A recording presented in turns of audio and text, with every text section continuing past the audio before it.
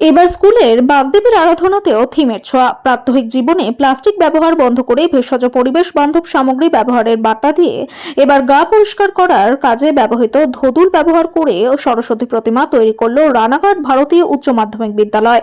আর গা পরিষ্কার করার ছোবড়া দিয়ে তৈরি ওই প্রতিমা দেখতে স্কুল প্রাঙ্গণে উপচে পড়ল সাধারণ মানুষ ও পড়ুয়াদের ভিড়।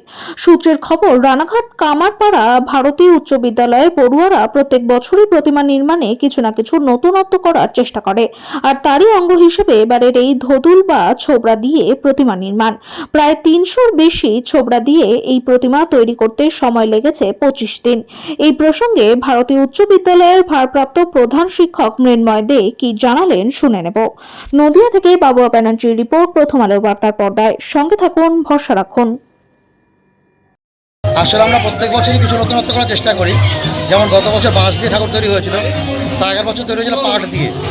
এছাড়া এটাকে তৈরি হয়েছে বিভিন্ন রকম ফুল, ফল, বীজ, পাতা দিয়ে তৈরি হয়েছিল।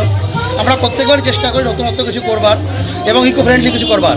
এবার আমাদের মাথায় হঠাৎ করে এলো যে জিনিসটা আমরা ছোটোবেলায় ইউজ করতাম, যেটা হচ্ছে গা ঘষা সাবান, যে ঘষাটা রয়েছে ছোবা, সেটাতে কোনোবার আমরা ঠাকুর করিনি।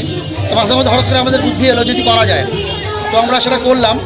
তো ভালো লেগেছে, সবার খুব ভালো লাগছে। কতগুলো ছোবড়া এখানে মোটামুটি? এক্সাক্ট সংখ্যাটা বলতে পারবো না, তবে খুব কম করে ৩০০। আর এইগুলো এটা করতে কতদিন টাইম লেগেছে? এটা করতে মোটামুটি প্রায় ২৫ দিন সময় লেগেছে।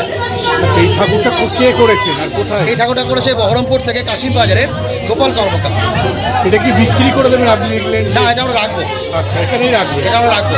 প্রত্যেক বছরই কি রাখেন না ঠাকুর? না, গত বছর রাখা হয়েছে, এবার রাখবো আমরা।